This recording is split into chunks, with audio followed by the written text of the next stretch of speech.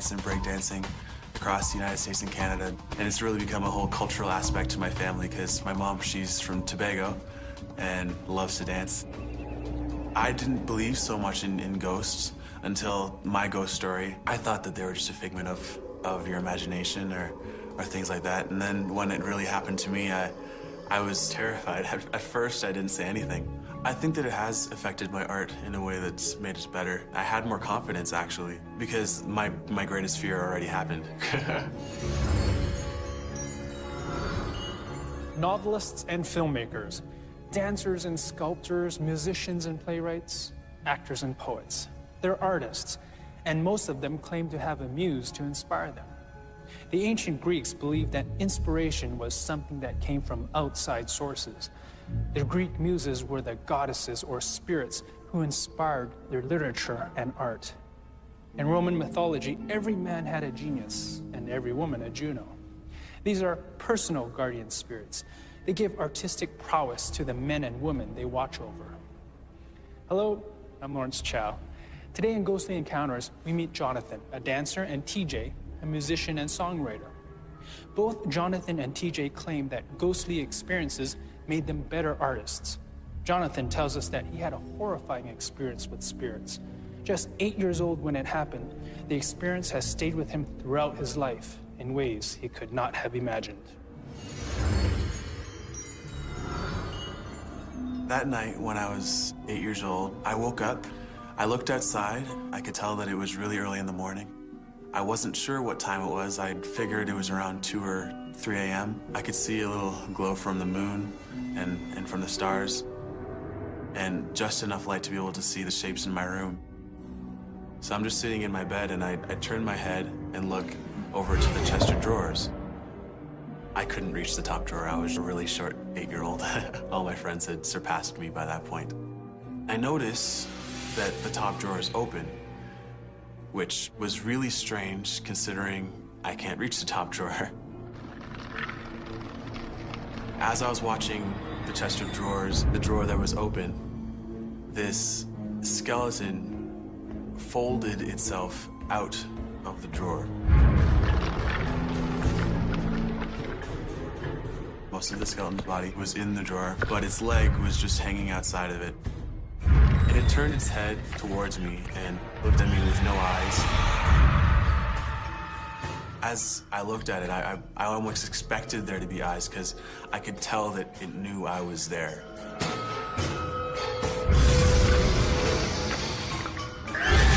Even though there was no way it was alive, I felt like it still had some version of a soul in it. Then it turned and started to look in my closet. Of course, wondered, why is it looking at my closet? So I looked over. Through the wall came this hooded figure. It was similar to, I guess, a ring wraith from the Lord of the Rings, except for I couldn't see its face. I couldn't see its arms. I just saw this hooded figure. I then turned to look back at the skeleton, and it started to fold itself, almost like a contortionist, back into the drawer.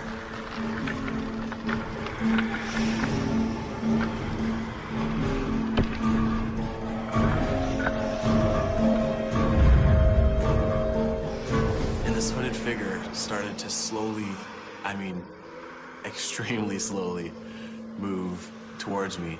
And it was just trying to edge at that moment. Every moment was like a million seconds almost. I felt as every second could have gone for a year because I was just that terrified, and this being was moving so slowly that I didn't know what to expect. At the time, I could only hear my own breathing because I was so scared. I was trying to look to see if it was a man or something, but when I looked in the hood, there was nothing there. Like, I could see just like the beginnings of the insides of the cloak, but I couldn't see any face. I couldn't see anything there. It was just like a blackness that stopped right where a face should be. That was the most terrifying thing for me, was that I felt like there's this being here, and I knew it couldn't be an actual person because I can't see their face. I just saw this hood and cloak that went all the way down to the floor. I couldn't even see feet. At that point, I started to get really afraid. I grabbed my covers and was holding them for dear life. I pulled the covers up over my head like this, never shutting my eyes once. I was too terrified to even look at it anymore. So I ducked under my covers and started pinching myself and saying, okay, dear God, wake me up. I must be asleep. I must be asleep. There's no way this can actually be happening to me. But then, just as I was sure I was gonna die or something, I felt a hand right on my knee.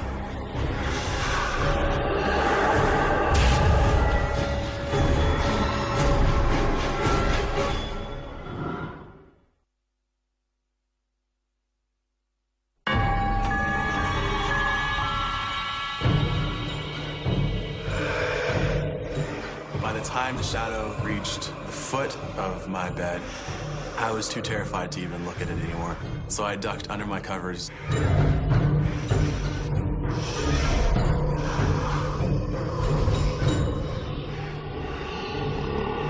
And then, just as I feel like I'm gonna die, I feel this hand on my knee. It almost felt human, but I didn't know whether it was or not. And at this point, I was too terrified to ask or say anything. My breathing had completely stopped. I was just, at this point, I really was convinced that I was about to die. So I was like, I better get some strength and face this thing, because I was paralyzed with fear at the time. I was thinking, could this be a demon? Could this be a ghost? I'm gonna die right now. You better be prepared. After about 2 seconds, when I was sure that it was gonna happen, I just pulled down my covers to look and see what was there. And nothing was there. I didn't have enough courage to get out of bed yet. But within about 10 minutes, I was able to get up and run to my parents' room and sleep with them for the rest of the night.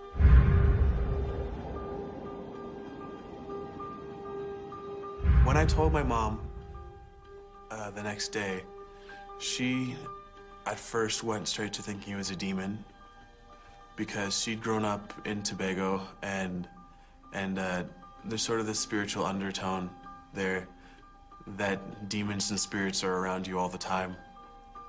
And so she told me immediately that she thought that it could have been something like that, coming to try and touch my life or to try and affect my life for how it could be in the future. After that event, all of my dancing style changed. I was a lot more aggressive.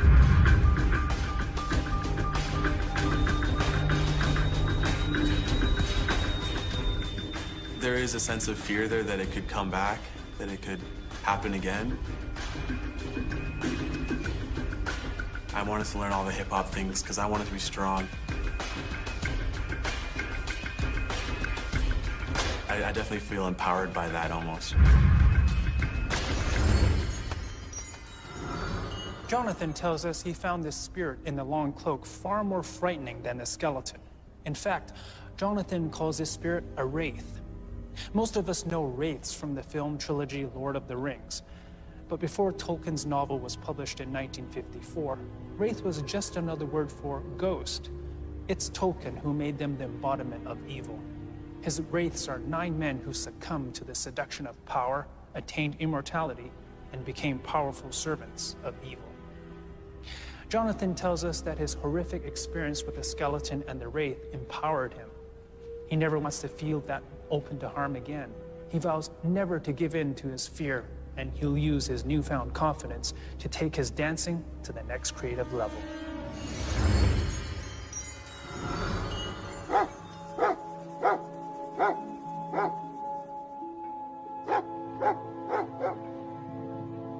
I spent a lot of my time in the basement, and I actually had a housekeeper that lived in with us for about a year. She had grown scared of the house increasingly. She would actually get my dog, Sneaker at the time, to go downstairs first before she went downstairs.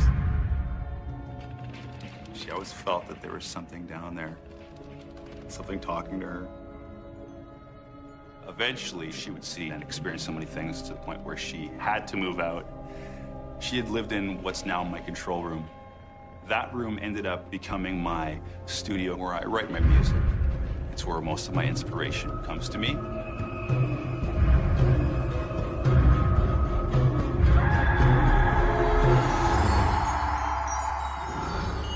Like Jonathan, musician and songwriter T.J. Habibi thought ghosts only happened to other people.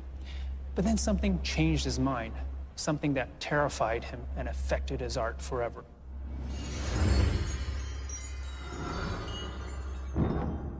Even when people weren't home, I would hear things creaking upstairs, walking, big steps. From then on, it just kind of developed into something a lot more intense. There was one incident where I was sitting in the control room. I heard a little bit of a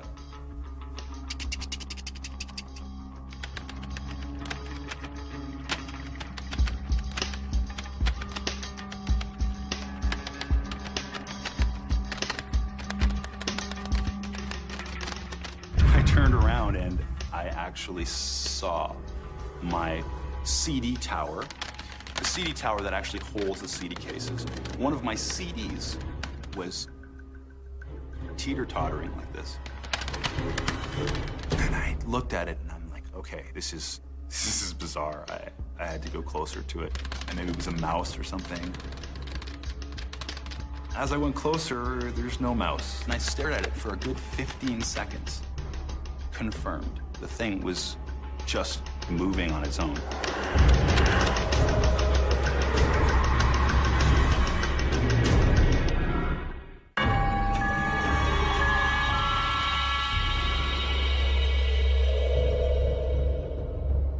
I was sitting in the control room.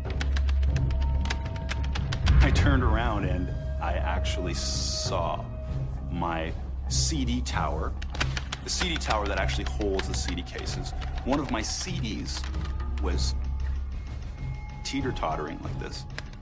The thing was moving on its own. There had to have been at least 10 or 20 CDs on that rack. The one that was moving was mine. In the corner of your eye, you would see something. And at that point, I knew something was trying to talk to me. This was the first time I'd actually been freaked out and scared of something that happened in my house.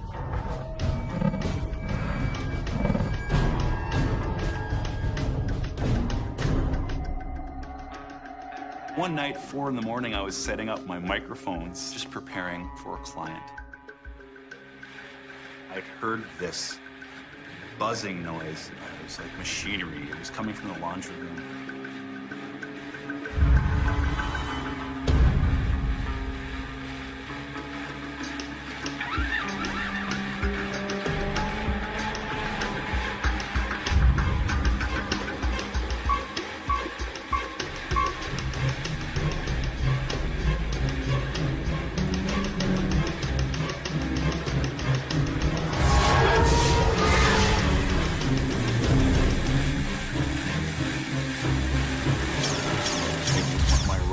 That I had gotten as a kid that I had never turned on since the 80s. It's the kind of machine that you'd have to turn on physically. You'd have to take the switch and move it to the right. So it's not like a radio-controlled robot. It's just the switch on or off. I wasn't hallucinating. The thing was on. After seeing that movie Poltergeist, these teddy bears coming to life, clowns and all this stuff, and it's been engraved in my head that I don't want to ever see that, you know, and having dreams, nightmares about these things. A thing happened in front of my eyes, and I was beside myself. I couldn't react, I couldn't move.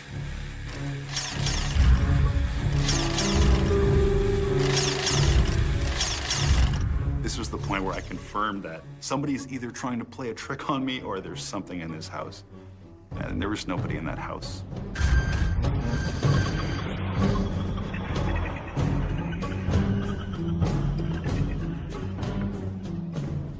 I didn't sleep that night. I had crashed at a friend's house. I just couldn't sleep at my house that night.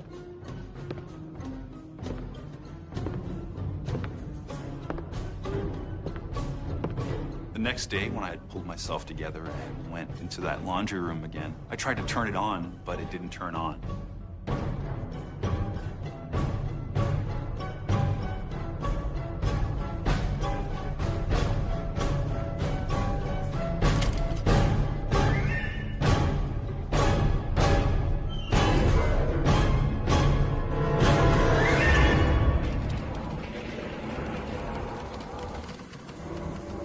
After After all these things that had happened to me, I'd taken it upon myself to turn my mics on and just to see what would happen.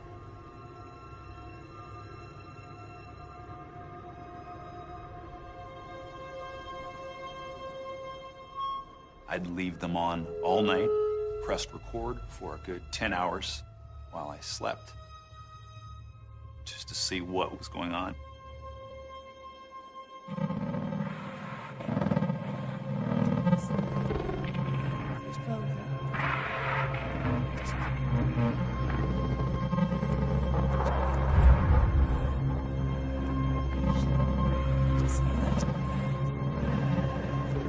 I would review the waveforms, the audio waveforms of the basement.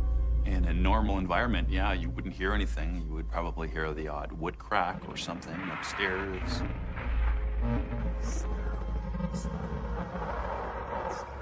There was something that was caught very quiet in the rehearsal room.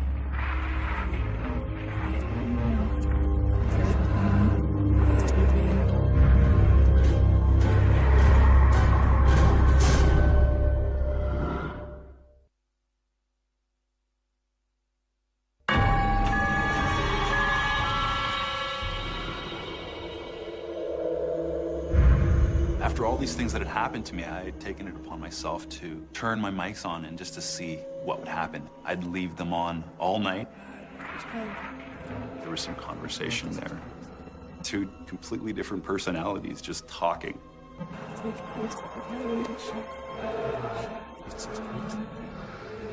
I brought the volume up a little bit and put a limiter on it, just making sure that everything was nice and raised, and to the point where the clock was ticking so loudly.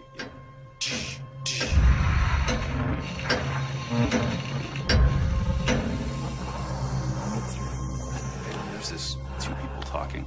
I was really frightened, but I don't think these people want to hurt me, but they don't really, I don't feel that they're necessarily interested in helping me. I just think they want to play a game with me. I think they just want to taunt me. They just want to have fun with me, and that's fine, you know. I'll indulge you. I think it's sometimes my own fault when I get scared. I don't think I should be scared. It's just my own, you know, fight or flight instinct, or you know, the fear comes over me when my robot turns on, you know. It's, you know, but I haven't been threatened. Nothing's fallen on my head. Nothing's, you know, so it's all been good things. To this day, I still feel that I'm inspired by other powers, other spirits, if you will.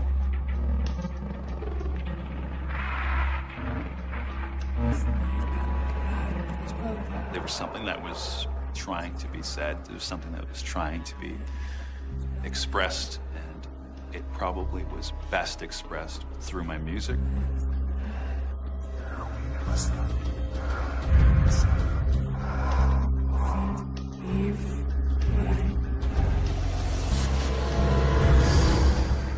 Sometimes it's just the most bizarre thing when these lyrics come to me that I normally would not even, these words that I would never use, and they would come to me mostly when I'm in that house. There is a song called Ghost of Santa Fe. The lyrics start as, I've been sent through 3 feet full of lead and a vent to tell you that you must repent. I don't know what's talking to me. I don't know what they're trying to say. I've been making it my life to try and translate what I can and put the pieces together as much as I can as the years go by, and hopefully one day this will all make sense. TJ believes paranormal forces inspire his lyrics. His lyrics don't come from his conscious thoughts. They just appear in his mind. He's not the first writer to make a claim like this. The famous 18th century English poet and artist William Blake drew, spoke, and wrote about his visions and conversations with ghosts and angels. In the 20th century, poet William Butler Yeats won the Nobel Prize for Literature, but claimed his creativity often came from spiritual channeling. Many creative artists talk of a higher force dictating to them. This puts ideas or visions in their heads. In extreme cases, they speak of this force taking over their bodies so that they don't even recall creating the work of art. TJ and Jonathan both make a connection between their art and what they believe are their paranormal experiences. But there are differences. In TJ's case, the paranormal itself is an active participant in the creative process. The lyrics just come to him. But the paranormal isn't responsible for Jonathan's creative process.